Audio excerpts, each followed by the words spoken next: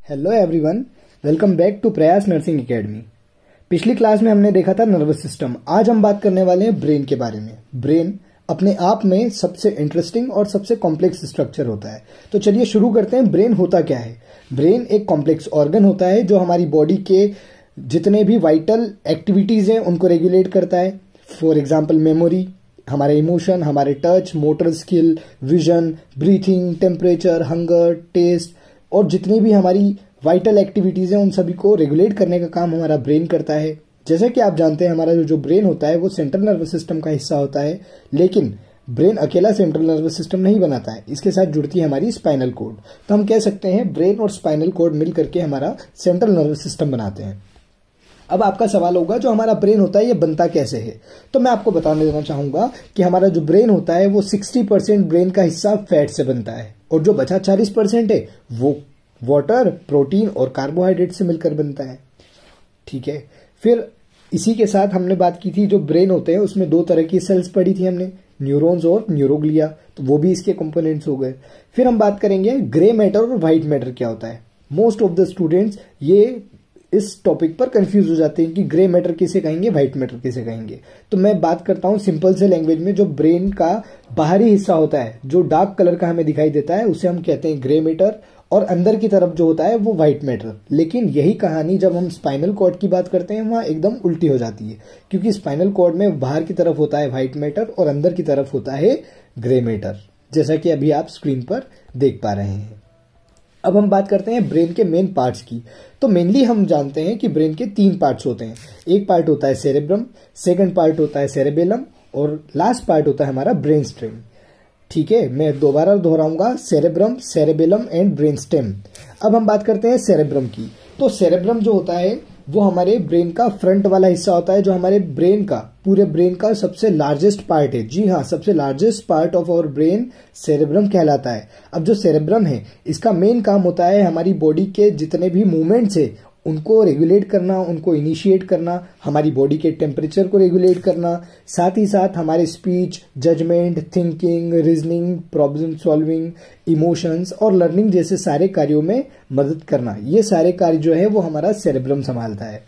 अब हम बात करते हैं सेरेब्रल कॉर्टेक्स की। तो जो सेरेब्रल कॉर्टेक्स होता है वो सेरेब्रम का ही बाहर वाला हिस्सा है, जो कि सेरेब्रम को 2 हिस्सों में या 2 हेमिस्फीयर्स में डिवाइड करता है, एक राइट और एक लेफ्ट। जब हम बात करते हैं राइट सेरेब्रल हेमिस्फीयर और लेफ्ट सेरेब्रल हेमिस्फीयर, तो इन दोनों को जो बीच में डिवाइड करने का काम करता है, या फिर हम बात कर सकते हैं एक इंटरकनेक्टिंग लिंक जो होती है, एक सी शेप्ड का आकार नुमा एक स्ट्रक्चर होता है जिसे हम कहते हैं कॉर्पस कैलोसम। जी हाँ, कॉर्पस कैलोसम एक ऐसा स्ट्रक्चर होता है जो कि हमारे सेरेब्रम के सेंटर में होता है, जो हमारे दोनों हेमिस्फीयर को कनेक्ट करके रखता है। अब एक सबसे इंटरेस्टिंग बात यह है कि हमारी पूरी लेफ्ट साइड जो बॉडी है उसका रेगुलेशन जो है हमारा राइट हेमिस्फीयर करता है, और जो हमारी राइट साइड की जो बॉडी है उसका रेगुलेशन हमारा लेफ्ट हेमिस्फीयर करता है, और इसके लिए जिम्मेदार कौन होता है? Corpus callosum. चलिए हम आगे अब हम बात करते हैं ब्रेन स्टेम की। तो ब्रेन स्टेम में हम लोग 3 स्ट्रक्चर देखते हैं। पहला होता है मिड ब्रेन, फिर बात करते हैं पोन्स वेरोली की, और थर्ड में बात करेंगे हम मेडुला ऑब्लोंगेटा की। तो क्या होता है मिड ब्रेन? शुरू करते हैं।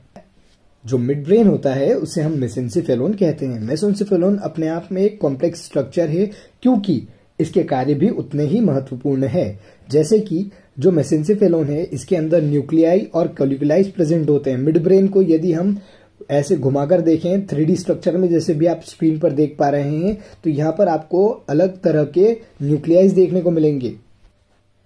यदि हम मिड ब्रेन को पीछे की तरफ से देखें तो मिड ब्रेन को हमें पीछे की तरफ जब देखेंगे तो हमें सेरेब्रल पेडंकल दिखाई देगा। सेरेब्रल पेडंकल्स के जस्ट पीछे की तरफ 2 सुपीरियर कॉलिक्यूलाई और 2 इंफीरियर कॉलिक्यूलाई देखने को मिलेंगे, ब्रेन में देखने को मिलते हैं। जैसे कि पार्किंसंस डिसीज के दौरान सबसे ज्यादा जो इफेक्ट होता है वो होता है हमारा सब्सटेंशिया नाइग्रा, जो कि मिड ब्रेन का हिस्सा होता है। सब्सटेंशिया नाइग्रा मैं आपको बता देना चाहता हूँ रिलीज करने का काम करता है डोपामाइन को। डोपामाइन हमारा एक न्यूरोट्रांसमीटर है जिसे हम आगे चलकर और क्लासेस में एडवांस लेवल पर पढ़ेंगे। फिर हम बात करते हैं पोन्स वेरोली की। जैसा आप सभी जानते हैं कि पोन्स वेरोली जो होता है वो ओरिजिन सेंटर होता है, क्योंकि आप सभी को पता है किन चीजों का ओरिजिन सेंटर?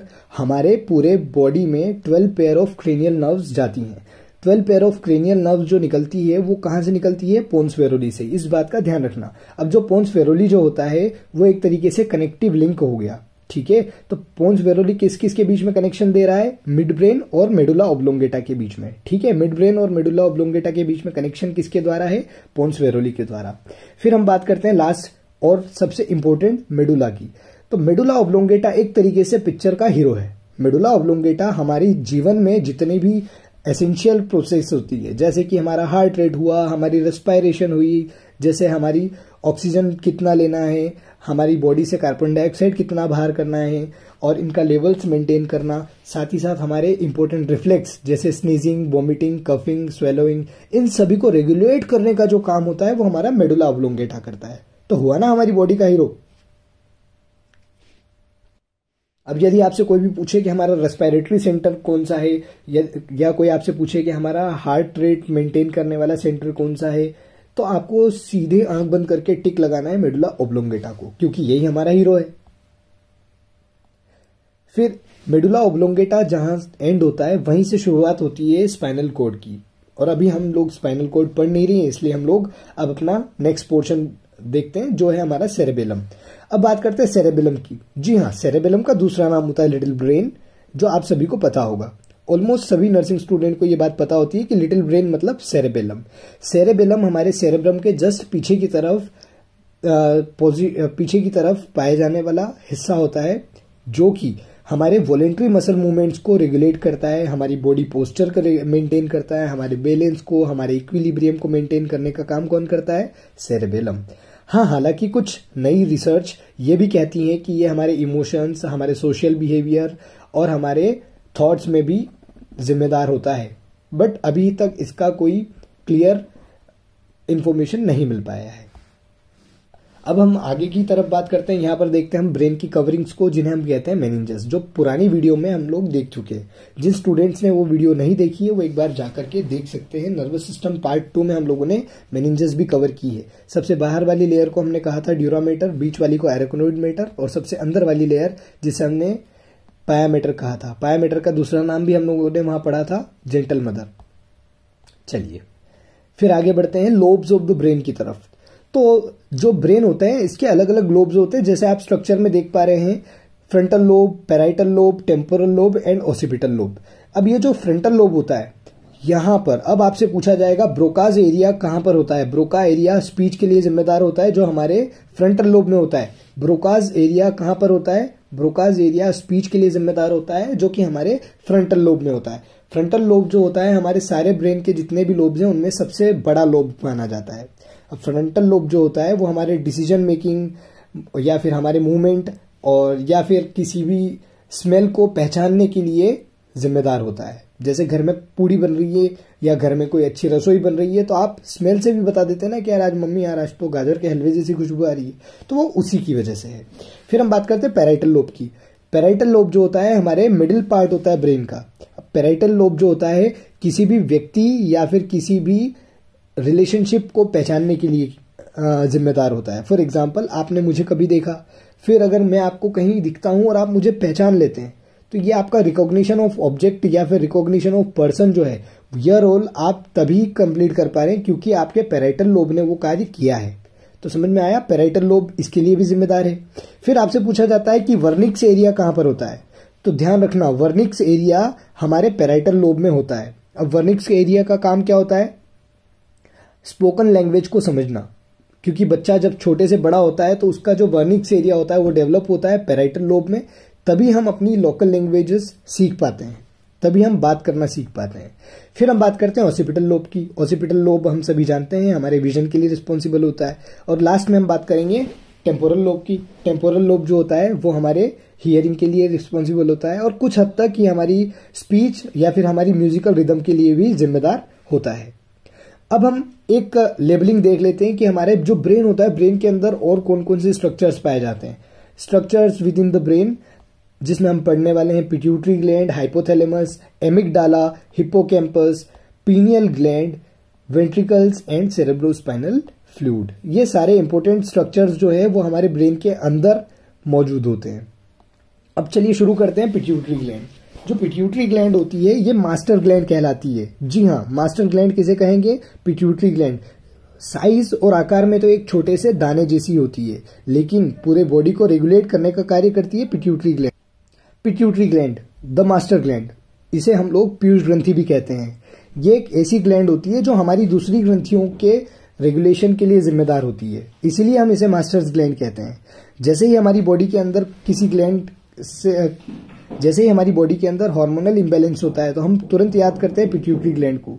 पिट्यूटरी ग्लैंड उन पर्टिकुलर ग्लैंड्स तक जाती है, उनके हार्मोन्स को रेगुलेट करती है और अपना कार्य करती है। फिर हम बात करते हैं हाइपोथैलेमस की। हाइपोथैलेमस जो होता है पिट्यूटरी ग्लैंड के जस्ट ऊपर की तरफ होता है। हाइपोथैलेमस जो होता है कुछ इलेक्ट्रिकल सिग्नल्स या फिर हम लोग केमिकल मैसेंजर्स कह सकते हैं, केमिकल मैसेंजर्स भेजता है जिससे हमारी पिट्यूटरी ग्लैंड को रेगुलेट करता है। ये जो हाइपोथैलेमस होता है ये हमारी बॉडी के टेम्परेचर को रेगुलेट करता है, हमारी बॉडी के स्लीप पैटर्न को रेगुलेट करता है, हमें भूख, हमारी प्यास, हमारी मेमोरी, हमारे इमोशंस, इन सभी को जो रेगुलेट करता है वो होता है हमारा हाइपोथैलेमस। फिर हम बात करते हैं एमिगडाला की। एमिगडाला जो होता है वो एक बादाम जैसा आकार होता है और जो कि हमारे ब्रेन के हेमिस्फीयर के नीचे की तरफ मौजूद होता है। ये लिम्बिक सिस्टम का भी एक हिस्सा होता है। एमिगडाला जो होता है हमारे इमोशंस और हमारी मेमोरी के साथ जुड़े होते हैं। हमारे इमोशंस और हमारी मेमोरी के लिए जो रिस्पॉन्सिबल होता है वो होता है हमारा एमिगडाला। ठीक है। फिर हम बात करते हैं हिप्पोकैम्पस की। हिप्पोकैम्पस जो होता है, जैसे आपने घोड़े का पैर देखा है, सी हॉर्स, बस उसी तरह का स्ट्रक्चर होता है जो कि हमारे ब्रेन के टेम्पोरल लोब, जो दोनों टेम्पोरल लोब है उन दोनों के अंदर की तरफ मौजूद होता है। जो हिप्पोकैम्पस होता है वो एक बड़ा स्ट्रक्चर बनाता है जिसे हम बोलते हैं हिप्पोकैम्पल फॉर्मेशन। क्या बोलते हैं? Hippocampal formation. ये हमारी मेमोरी, हमारी लर्निंग, हमारी नेविगेशन, इन सभी चीजों को सपोर्ट करता है या फिर इनको प्रमोट करता है। अब हम बात करते हैं पीनियल ग्लैंड के बारे में। पीनियल ग्लैंड हमारे ब्रेन की जो अंदर वाली एरिया होते हैं, जो अंदर वाली टिश्यूज होती हैं, वहां पर सिचुएटेड होती है, जो कि हमारे थर्ड वेंट्रिकल से जुड़ी होती हैं। पीनियल ग्लैंड जो होती है वो लाइट और डार्क हमारी स्किन टोन के लिए रिस्पॉन्सिबल होती है, क्योंकि हमारी जो पीनियल ग्लैंड होती है वो एक हार्मोन बनाती है जिसका नाम होता है मेलेटोनिन, जो कि हमारी बॉडी को टोन प्रोवाइड करता है। उसी के साथ साथ ये जो पीनियल ग्लैंड होती है हमारी सर्कैडियन रिदम को सेट करती है, जो कि हमारी स्लीप वेक साइकिल के लिए जिम्मेदार होती है। अब सर्कैडियन रिदम क्या है ये जानने के लिए हमारे चैनल पर बने रहिए। अगली वीडियो में हम जानेंगे सर्कैडियन रिदम के बारे में। लास्ट जो टॉपिक है हमारा वो है सेरेब्रोस्पाइनल फ्लूइड, जो कि हम लोगों ने प्रीवियस वीडियो में कवर कर लिया है। जिस किसी स्टूडेंट ने वो वीडियो नहीं देखी है वो हमारे चैनल पर जाएं और उस वीडियो को जरूर देखें। अगर आपको हमारी क्लासेस अच्छी लगती हैं तो प्रयास ऑनलाइन नर्सिंग एकेडमी चैनल को सब्सक्राइब जरूर करें और अपने दोस्तों के साथ भी शेयर करें। धन्यवाद।